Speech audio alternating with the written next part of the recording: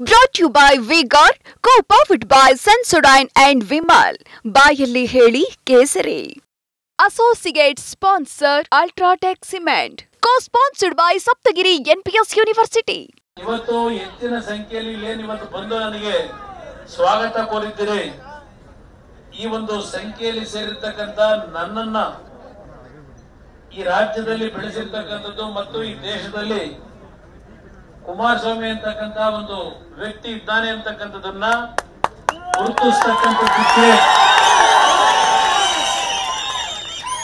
ಶಕ್ತಿಯನ್ನು ತುಂಬಿರ್ತಕ್ಕಂತ ನನ್ನ ಪಕ್ಷದ ಕಾರ್ಯಕರ್ತರ ಜೊತೆಯಲ್ಲಿ ನಾವೇನ್ ಜೊತೆಗೂಡಿ ಕೆಲಸ ಮಾಡಿದ್ದೇವೆ. ಬಿಜೆಪಿಯ ಕಾರ್ಯಕರ್ತರು ಒಳಗೊಂಡಂತೆ ಎಲ್ಲರಿಗೂ ಇಡೀ ರಾಜ್ಯದ ಜನತೆಗೆ ವಿಶೇಷವಾಗಿ ನನಗೆ ರಾಜಕೀಯ ಜನ್ಮ ಕೊಟ್ಟಿರ್ತಾರೆ.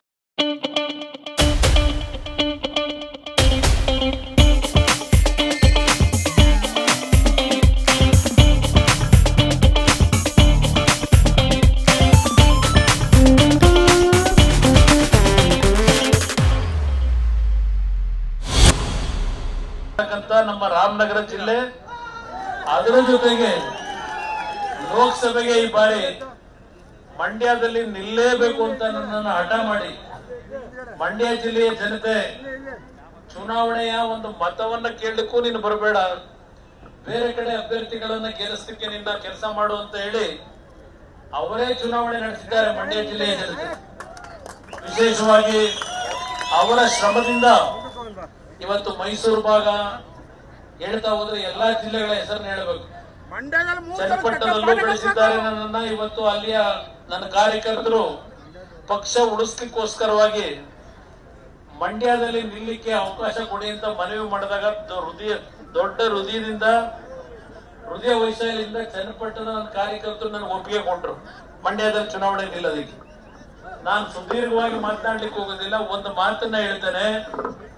ಇವತ್ತು ನರೇಂದ್ರ ಮೋದಿ ಅವರು ಈ ಒಂದು ಅವರ ನೇತೃತ್ವದ ಸರ್ಕಾರದಲ್ಲಿ ನಿಮ್ಮೆಲ್ಲರ ನಿರೀಕ್ಷೆ ಇದ್ದಿತ್ತು ನಮ್ಮ ಕುಮಾರಣ್ಣ ನಮ್ಮ ಕೃಷಿ ಸಚಿವರಾಗಿ ಕೆಲಸ ಮಾಡಬೇಕು ಅಂತ ಹೇಳಿ.